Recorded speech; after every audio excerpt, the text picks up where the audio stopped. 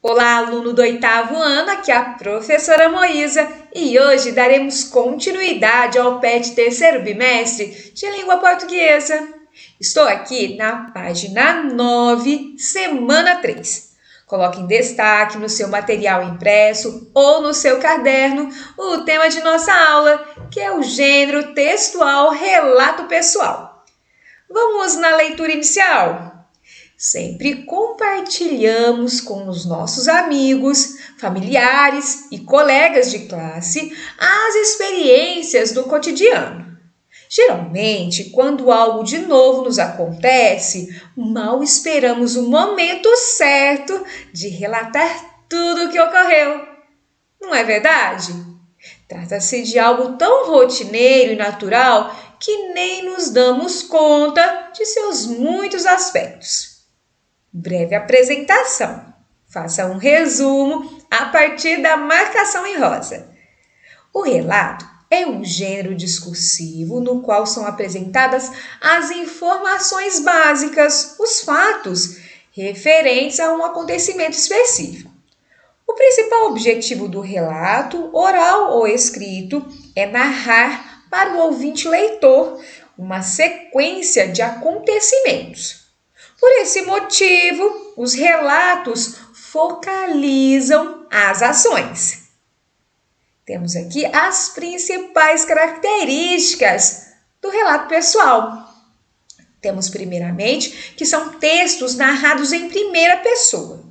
Vamos relembrar que nós temos a primeira pessoa do singular, que é eu, a segunda pessoa do singular, que é tu, e a terceira pessoa do singular, que é ele. Temos também a primeira pessoa do plural, que é nós, a segunda pessoa do plural, que é vós, e a terceira pessoa do plural, que é eles. Nesse caso, nós vamos entender aqui que em um relato pessoal, temos o verbo conjugado a partir da primeira pessoa, principalmente do singular. Por exemplo, penso, acredito. Continuando aqui, nós temos como característica a experiência pessoal. O que é isso? Quando estamos conversando com um amigo, nós podemos, por exemplo, falar algo que aconteceu durante uma viagem, por exemplo. Então, o relato pessoal parte dessa ideia, ok? Continuando aqui, presença de emissor e receptor. Então, nós temos aquele que fala ou escreve e aquele que ouve ou aquele que lê. Temos também aqui o caráter subjetivo. O que seria isso? Seria a opinião do próprio escritor, né? Da pessoa que fala.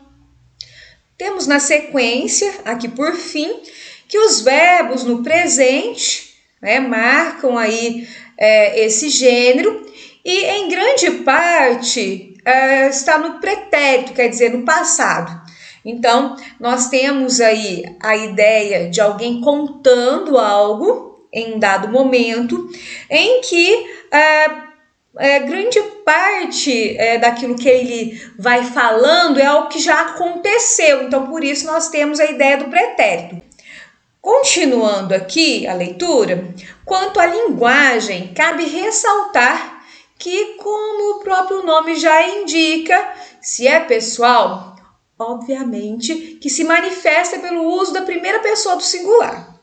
A depender do nível de convivência entre os interlocutores, a linguagem pode variar, indo desde um nível mais formal até o informal. Então, por exemplo, se eu vou relatar algo ao professor, nós utilizamos a linguagem formal, que é essa que encontramos nos livros de gramática. Se estamos relatando algo a um familiar, utilizamos normalmente a linguagem informal, que seria com gírias, né? A partir aí de algumas palavras que utilizamos somente no ambiente que nós temos aí um costume, ok? Continuando aqui, a circulação. Ao contrário da maioria dos gêneros discursivos, os relatos orais ou escritos ocorrem em muitos contextos diferentes. Primeiramente, as rodas de causos. Pessoas que se reúnem para ouvir e fazer relatos. Você lembrou aí de algum grupo que acontece aí essa ideia, quer dizer, essa ideia de relato, de estar falando da vida? Sites de reclamação, consumidores insatisfeitos com produtos, atendimento ou serviços prestados registram suas reclamações sob forma de relato. Então, você aí que já estudou a carta de reclamação vai entender essa ideia. Então, por exemplo, se eu compro um computador e ele está com defeito, eu vou descrever, vou falar como ocorreu os problemas. Continuando, é também muito comum encontrarmos trechos narrativos com características de relato, integrando outros gêneros discursivos, como nos boletins de ocorrências, quando as vítimas relatam os fatos da maneira como eles aconteceram. Entrevistas orais ou escritas, quando uma pergunta leva o entrevistado a reconstruir uma sequência de fatos ocorridos, ele recorre ao relato para elaborar sua resposta. Nós temos aqui uma informação também importante que você deve anotar no caderno. Relato pessoal é um tipo de narração não ficcional de experiências vividas pelo autor. Então, não é algo inventado, é algo que realmente aconteceu com o autor. Para saber mais, o relato pessoal mais poderoso sobre a realidade da Segunda Guerra Mundial foi escrito por uma garota alemã de origem judaica de apenas 13 anos. Anne Frank, 1929 a 1945, admitia para si mesma que achava estranho fazer um diário. Jamais havia escrito algo e tinha a impressão de que nada do que uma garota tão jovem escrevesse iria interessar para ela mesma ou outras pessoas. Lê do engano. Há 70 anos, seus relatos viraram livro. O Diário de Anne Frank, já traduzido para mais de 70 idiomas, é um documento da experiência da guerra do ponto de vista de uma criança. Fala Denise Guilherme, professora e consultora em projetos de leitura. Antes de conferirmos quem foi Anne Frank, gostaria que você entendesse que ler do engano é a mesma coisa de prazeroso engano. Estou aqui na página annefrank.org, em que fala quem foi Anne Frank. Então, nós temos aqui a imagem dela, nós temos aqui os primeiros anos de Anne, temos fotos. Temos também ela estudando aqui. Então é bem interessante. Se você ainda não leu o livro, você pode procurar na internet, que com certeza você irá encontrar, tá? Então temos várias coisas aqui. Você que gosta de história irá adorar. Voltando no nosso material, temos as atividades. Os textos abaixo exemplificam o mesmo gênero discursivo, na sua realização escrita e oral. Leia-os com atenção. Texto 1. Como comecei a escrever. Carlos Drummond de Andrade. Aí, por volta de 1910, não havia rádio nem televisão. E o cinema chegava ao interior do Brasil uma vez por semana, aos domingos. As notícias do mundo vinham pelo jornal 3 dias depois de publicadas no Rio de Janeiro. Se chovia a potes, a mala do correio aparecia ensopada, uns 7 dias mais tarde. Não dava para ler o papel transformado em mingau. Papai era assinante da Gazeta de Notícias e antes de aprender a ler, eu me sentia fascinado pelas gravuras coloridas do suplemento de domingo. Tentava decifrar, melhor dizendo, o mistério das letras em redor das figuras e mamãe me ajudava nisso. Quando fui para a escola pública, já tinha noção vaga de um universo de palavras que era preciso conquistar. Durante o curso, minhas professoras costumavam passar exercícios de redação. Cada um de nós tinha de escrever uma carta, narrar um passeio, coisas assim.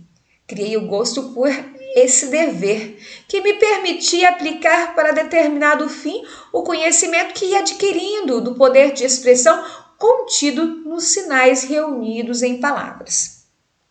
Daí por diante, as experiências foram se acumulando sem que eu percebesse que estava descobrindo a leitura. Alguns elogios da professora me animavam a continuar. Ninguém falava em conto ou poesia, mas a semente dessas coisas estava germinando. Meu irmão, estudante na capital, mandava-me revistas e livros e me habituei a viver entre eles. Depois, já rapaz, tive sorte de conhecer outros rapazes que também gostavam de ler e escrever. Então começou uma fase muito boa de troca de experiências e impressões. Na mesa do café, sentado, pois tomava-se café sentado nos bares e podia-se conversar horas e horas sem incomodar nem ser incomodado, eu tirava do bolso o que escrevera durante o dia e meus colegas criticavam. Eles também sacavam seus escritos e eu tomava parte nos comentários. Tudo com naturalidade e franqueza. Aprendi muito com os amigos. E tenho penas dos jovens de hoje que não desfrutam desse tipo de amizade crítica. Estou aqui na página da Wikipédia, em que temos a biografia de Carlos Drummond de Andrade.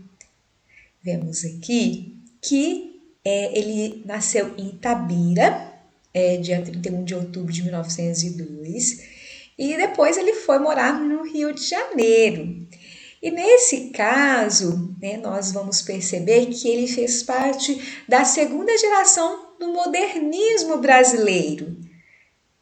Você aí que nunca estudou sobre essa questão, você pode entender que ele tinha uma crítica, quer dizer, ele comentava sobre os acontecimentos da época a partir de poemas, por exemplo.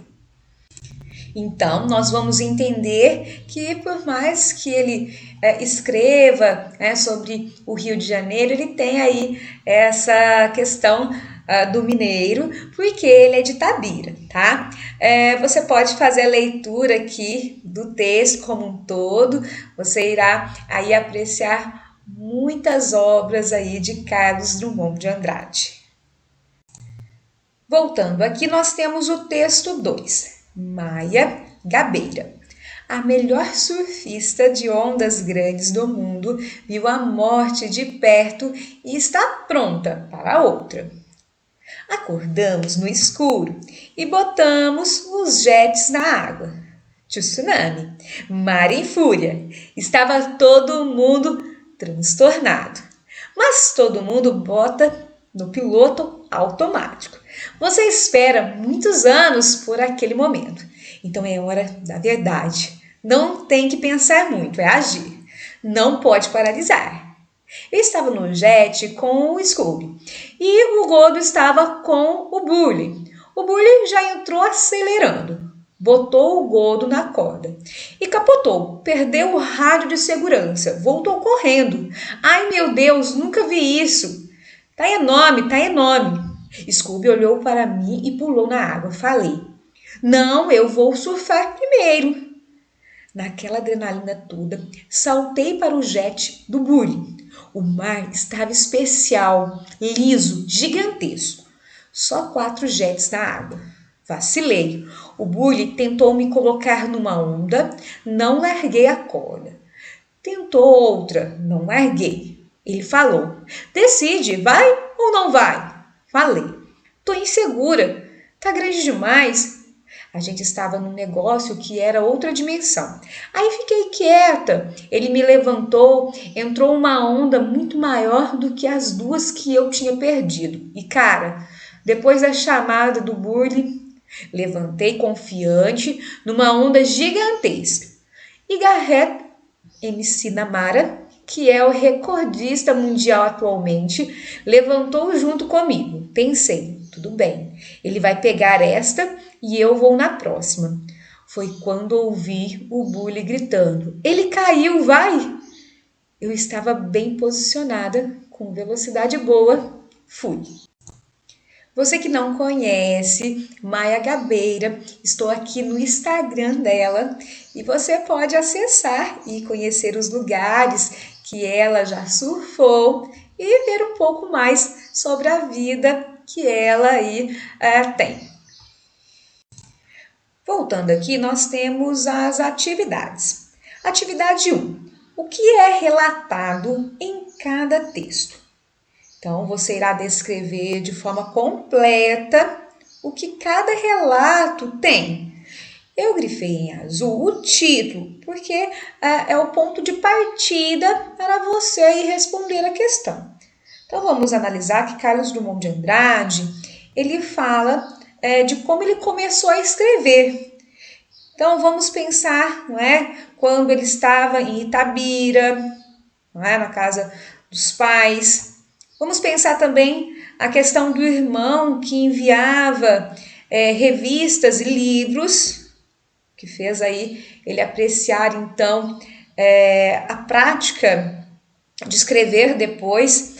Temos aqui no final falando da amizade que ele tinha com alguns rapazes. Então, fica a dica aí para fazer de forma completa. No texto 2, nós temos aqui falando sobre a melhor surfista de ondas grandes do mundo, né? Ela viu a morte de perto e está narrando isso. E é bem interessante como os 2 textos se diferem em relação à linguagem. Enquanto o Carlos Drummond tem uma linguagem formal, que é essa que encontramos no livro de gramática, aqui nós temos uma escrita em uma linguagem informal, como nós podemos perceber a partir das falas. Atividade 2. O texto 2 é a transcrição de uma parte da entrevista da surfista Maia Gabeira. Transcreva passagens do texto que indicam que é um relato oral. Então aqui a dica é você utilizar a questão das aspas como norte para responder. Então, eu grifei aqui em rosa, tem várias outras partes, tá? Então, você vai colocar no espaço. Atividade 3. Que características comuns os 2 textos apresentam? Então, nós temos aqui o uso da primeira pessoa, não é? Temos a questão do verbo. Então, você deve seguir aqui o que eu expliquei no início de nossa aula. Continuando aqui, atividade 4. Aprendi muito com os amigos e tenho pena dos jovens de hoje que não desfrutam desse tipo de amizade crítica. O que Carlos Drummond quis dizer nessa, melhor dizendo, fala. Eu grifei em verde o trecho todo. Convido você a fazer a leitura para então entender. Então começou uma fase muito boa de troca de experiências e impressões. Na mesa do café sentado, pois tomava-se café sentado nos bares e podia-se conversar horas e horas sem incomodar nem ser incomodado, eu tirava do bolso o que escrevera durante o dia e meus colegas criticavam. No caso aqui, eles falavam o ponto positivo, o ponto negativo. Era uma amizade bem legal. Hoje em dia nós não vemos esse tipo de coisa. Às vezes você fala que gosta de escrever, às vezes pode ser que alguém tire da sua cara e às vezes as pessoas não estão aí preparadas para ouvir. Elas querem só falar. Então temos aqui na sequência Eles também sacavam os seus escritos e eu tomava parte nos comentários. Então, havia uma discussão sobre essa ideia. Nesse caso, nós finalizamos a semana, temos uma mensagem aqui, mais uma semana de muito estudo, dedicação e construção de conhecimento. Espero que você tenha gostado, um abraço e até a próxima aula. Dessa forma, eu finalizo essa videoaula. Tenha uma boa semana e um grande abraço!